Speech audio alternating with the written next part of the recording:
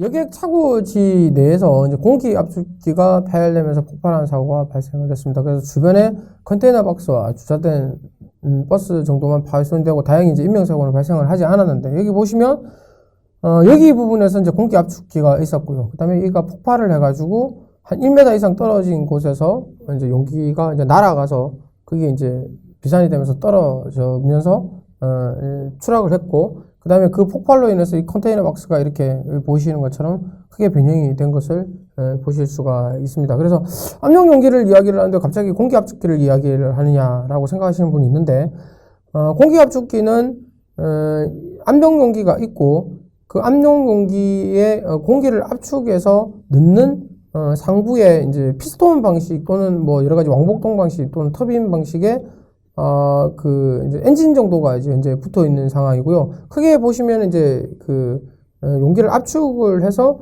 그걸 이제 압력 용기 내에 이제 저장을 시키기 때문에 압력 용기 자체가 이제 파열이 되는 사고가 굉장히 많이 발생하기 때문에 어떻게 보면 이제 공기 압축기를 이제 압력 용기 선에서 같이 이해를 해서 사고로 생각을 하시면 좋을 것 같습니다. 그래서 지금 공기 압축기는 원통형 압력 용기 상부에 지금 보시는 것처럼 이렇게 파열이 됐죠. 압력 용기가 파열이 됐고 상부에 압축기 또는 전기 모터 또는 압력 조절기, 공압 배관 등이 이렇게 상부에 설치가 되어 있는데요. 보통 이제 이 위에 있는 장치의 이제 오류에 의해서 물론 이 용기 자체에 이제 과징, 우리가 흔히 말하는 이제 과부하가 걸려서 공기를 굉장히 많이 차징을 한다든지 이런 걸로 인해서 이제 파열이 될 수도 있지만, 실제적으로 압축기가 굉장히 많이 파열하는 이유 자체는 용기 자체의 문제에 의해서 파열 사고가 굉장히 많이 일어납니다. 구조를 보시면 압력 조절 스위치에 설정된 압력 값에 따라 모터가 회전을 하죠. 위에 상부에서 회전을 해서 압축기에서 압력 용기로 공기를 충전하는 구조로 되어 있습니다. 그래서 앞서 말씀드린 것처럼 폭발을 해가지고 약 1m 정도 날아서 낙하된 상태고요. 그 다음에 압력 용기 표면에는 충격에 의한 마찰 흔적과 폭발로 인한 외부 충격으로 상부 모터 등이 현재 파열이 된 상태를 보실 수가 있고, 용기 자체는 이렇게 지금 현재 파열이 된 상태입니다. 파열 전 공기 압축기가 위치했던 컨테이너 박스 앞쪽 바닥을 보시면 폭발로 의해서 폭 파여진 이런 상태를 보실 수가 있고요. 컨테이너 외박 자체는 이제 컨테이너 안에서 찍은 건데 이렇게 완전히 안쪽에서 폭압에 의해서 안쪽에서 바깥쪽에서 안쪽으로 이렇게 밀고 들어온 변형 상태를 식별하실 수가 있습니다. 압력 용기의 파열 상태를 한번 살펴보시면, 용기 본체 하부의 용접 접합부의 인접 모재부가 이제 축방향으로 이렇게 여기 파열을 했죠. 쭉 파열을 해가지고 파열이 진행이 되고, 동시에 이제 본체가 벌어지면서 양쪽에 이제 붙어 접해 있던 상하부 돔이 같이 이렇게 떨어져 나가면서 파열이 진포화된 그런 상태를 보실 수가 있는데, 제가 예전에 한번 말씀을 드렸는데, 용기의 폭발에서 제일 먼저 확인을 해야 될 거는 그을음의 여부입니다. 근데 탄화 흔적이나 화합 여부가 눈에 보이시지 않죠. 즉, 어차피 이제 이 내부에는 강해성 물체는 없었고 공기를 압축하던 거기 때문에 안에 공기밖에 없었습니다. 그러니까 강해성 반응이 일어날 수는 없고요. 또한 이제 어떠한 공기가 다른 어떤 이유로 인해서 간성 물질이 압축이 될 수는 있으나, 실질적으로 이제 내부에서 하염이나 탄화 흔적이 없는 걸로 봐서는 특별하게 이제 간성 반응으로 인한 폭발 상태는 아니었다라는 것을 아실 수가 있고, 형태 자체도 이제 내압에 의한 파열로 인해서 완전히 이제 벌어지면서 압력이 방출된 그런 상태를 확인하실 수가 있습니다. 다음은 이제 용기 하부 부분은 타 부분보다 이렇게 보시면은 이제 부식 상태가 굉장히 이제 심한 것을 아실 수가 있는데, 용기 상부, 중간부, 하부를 이제 치수 검사를 쭉 해보니까, 모재 부분 같은 경우는 굉장히 두께 자체가 별로 일정을 했고요. 중요한 건 이제 용기 하부 부분 자체가 모재 두께에 비해서 굉장히 이제 얇아졌다는 것을 아실 수가 있죠. 굉장히 얇아져가지고, 용기 파열 방향으로 갈수록 부식 방지 상태라는 게 뭐냐면은, 부식에서 또한 떨어져 나오고, 부식이 되면 또 떨어져 나오고 해서 굉장히 두께 자체가 얇아지면서 나중에 마지막에 견딜 수가 없으니까 터져버리는 그런 현상이 현재 식별이 되는 것을 보실 수가 있습니다. 그래서 이 사고 같은 경우는 굉장히 많이 발생하는 사고 중에 하나인데, 간단하게 말씀드리면 이런 사고가 왜 발생하냐면 이제 뭐 위쪽에 어떠한 시스템이 공기 압축기 시스템이 있는 것은 일단 장착되어 있는 것은 이제 전제로 놔두고요. 그 다음에 이제 보통 이제 압축기 같은 경우에 이제 하부가 보통 이제 압축 이렇게 압력 용기로 구성이 되어 있는데 이러한 압력 용기 자체가 여러분들 원래 정상 상태로 사용할 때는 이렇게 보통 이제 그 어떠한 렉이나 이런데 이제 존재를 하면서 보통 이제 비가 온다든지 그러면 이제 하부에 물기가 차는 경우가 굉장히 많이 있죠, 지상에. 근데 그런 거를 일정 정도 이제 띄워서 사용을 해야 되지만 실질적으로 이 띄우지 않고 보통 이제 여러분들 공업사나 이렇게 작업에 가보시면은 그 압축기를 이렇게 지면에 그대로 놓고 쓰시는 경우가 굉장히 많이 있습니다. 그러면 어떤 상황이 벌어지냐면 이 부분이 항상 이렇게 이제 물하고 접하게 되는 그런 상황이 벌어지고요.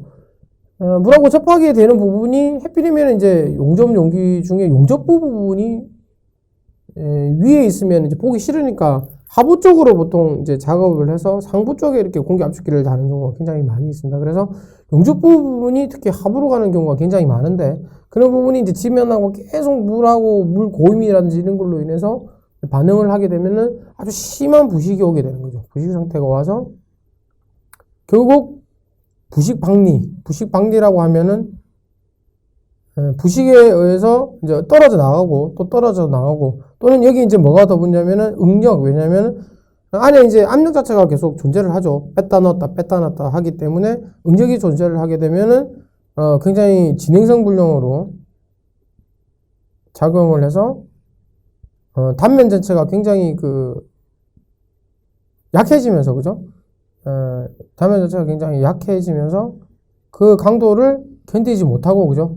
강도를 견디지 못하고 파열이 되는 그런 사고가 굉장히 많이 발생을 합니다. 그래서 여러분들 공기 압축기를 사용을 하실 때 공기 압축기는 일반적으로 어떤 시설물이 있는 곳에서는 다 사용을 하십니다. 대부분. 그때 이제 이러한 규정을 보시면은 공기 압축기 같은 경우는 항상 이제 물에 의해서 문제가 생길 수 있기 때문에 이렇게 이제 그 물을 항상 드레인을 빼주는 그런 용도의 밸브가 붙어 있는데 이건 왜냐면은 아까 말씀드린 것처럼 외부에서 물이 존재해서 부식이 되는 경우도 발생을 하지만 공기라는 것 자체가 이제 압축을 하면은 여기서 이제 물이 생성이 되죠.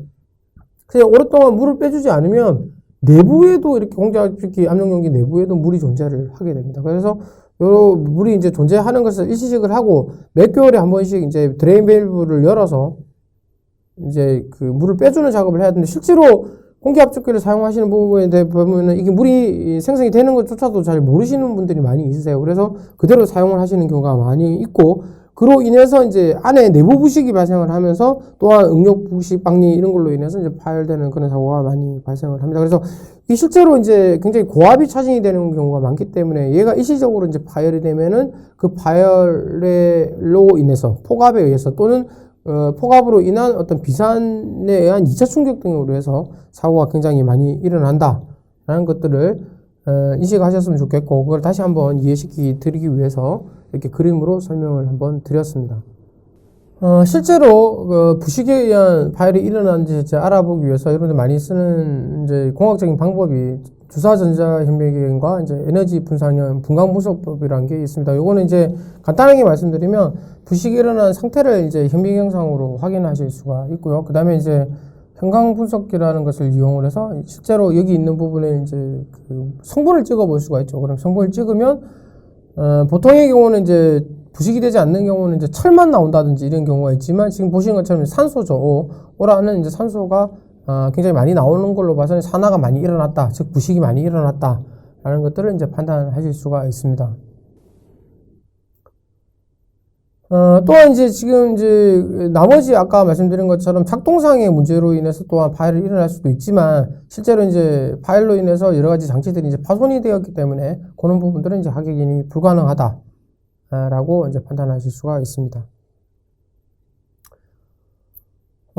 다음은 이제 좀 사고 당시에 굉장히 좀 시끄러웠던 그런 사고인데 이제 CNG 충전소에서 가스를 충전한 후에 차량을 차고지에서 출발해서 운행하던 중에 도로에서 버스의 연료용기가 파열돼서 폭발된 사고가 발생을 했습니다.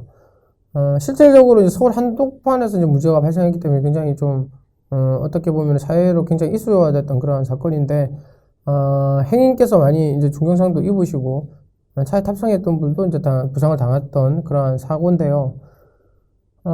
실제로 이제, 버스 전체 폭발 형태를 한번 보시면, 이제 상부 쪽에, 이게 운전석 쪽에 이제 어떠한 용기, 저희가 보통 이제 CNG, 천연가스 버스 같은 경우는 이제 8개의 용기를 이렇게 싣고 다니는데, 첫 번째 운전석 쪽에 있는 용기가 이제 파열이 되면서, 밑에 하부를 이제 치고 올라와가지고, 그 밑에 있던 배관이나 또 프레임 등이 굉장히 심하게 변형이 된 상태를 확인할 수가 있고, 그 이제 폭압에 의해서 천장의 충격흔이라든지 또는 유리창에 비산된 그런 상태를 확인하실 수가 있습니다.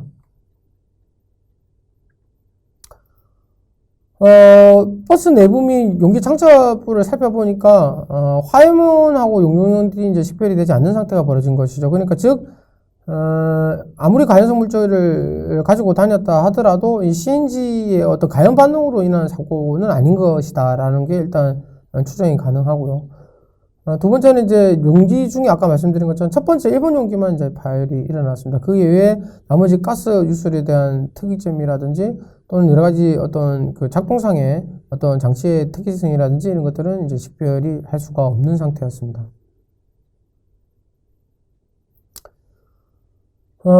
이제 특별한 특이점을 이제 발견을 하게 된 게 뭐냐면, 이제 용기가 8개가 구성이 되어 있는데, 그 용기는 다음과 같이 이제 용기 한 개당 2개의 클램프로 의해서 이제 이렇게 움직임을 잡고 있는 그런 상태였고요.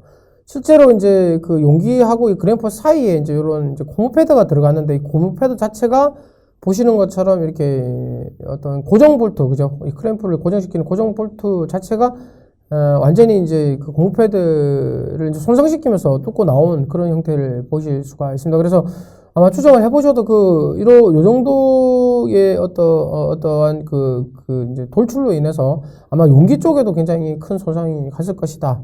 움직임 등으로 인해서 계속 이제 반복 하중을 받게 되니까 그런 부분들을 추정해 보실 수가 있고요.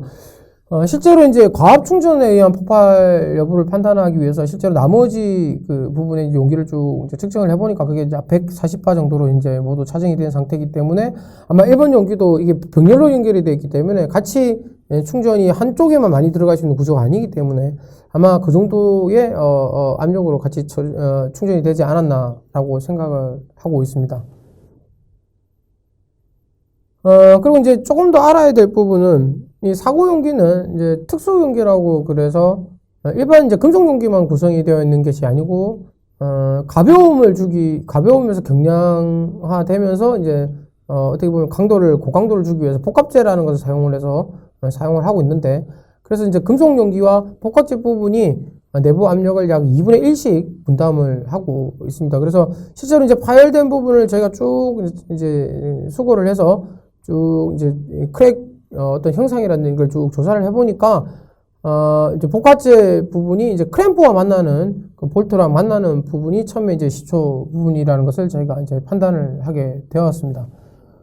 그래서 실제로 이제 형상을 한번 보시면 실제 용기 본체의 발 구간에서 이제 처음 시작된 부분이 이렇게 이제 볼트와 용기의 이제 그 간섭에 의해서 복합재가 처음에 손상된 부분에서부터 시작된 것을 이제 확인하실 수가 있고요. 다른 타 용기의 경우도 이렇게 이제 손상이 진행이 되었더라. 그래서 이제 복합재 손상으로 인해서 강도 자체가 2분의 1 정도 떨어지게 되니까 이게 제일 약한 부분이 되고요. 그로 인해서 이제 파열이 진행이 되지 않았나라고 이제 판단한 그러한 사건입니다. 뭐 하기 위해서 여러 가지 또 전문적인 어떠한 사고 분석들이 진행이 됩니다. 그 중에서 이제 용기의 경우도 이제 보통 용기가 어떻게 구성이 되어 있느냐, 두께는 어떻게 됐고, 복합재 두께는 어떻게 됐고, 이런 것들을 쭉 정상 용기하고 비교를 해서 판단을 해야 되기 때문에 판단을 해봤을 때 크게 특이사항이 없는 것을 저희가 알 수가 있었고요.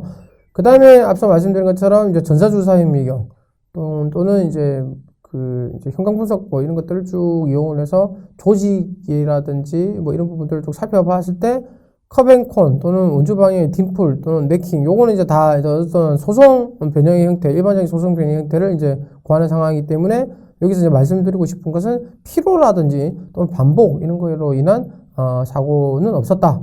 그리고 이제 스트라이에이션이라든지 표면가람 이런 것도 없었다. 즉 이제 어떤 측면에서 봤을 때 그 복합재의 지킴 자체가 크게 이제 문제가 되었다. 노티로서 작용했다라는 것을 이제 판단하실 수가 있고, 그 외에 또 여기 보시면 이제 OM이라고 그래서 조직증을 찍어 봤을 때도 열처리나 이런 부분들에 문제가 없었다라는 것을 아실 수가 있습니다. 실제로 이제 이 금속 용기 자체가 문제가 없었는지를 평가하기 위해서 이제 여러 가지 충격치라든지 또 인장 강도 이런 거를 이제 판단을 하게 되는데요. 그래서 이제 찍어보니까 정상시 대비했을 때도 파단 강도라든지 또는 항복 강도상에 문제가 없었다. 즉, 금속 재질 자체에는 문제가 없었다. 특성상에도 문제가 없었다. 그렇기 때문에 이제 복합재 특이성을 갖는 것은 복합재 부분이 이제 그 클램프 볼트가 튀어나오는 부분이었고, 그로 인한 나머지 타 용기에서 복합재 손상이 인정이 되었고, 인식이 되었고, 그 복합재 손상 자체가 이제 문제가 되면은 강도 자체가 떨어지는 것은 이제 메커니즘적으로 얘기를 하기가 될 수 있기 때문에, 그로 인한 파열 사고가 발생하지 않았나라고 이제 말씀을 드릴 수가 있습니다.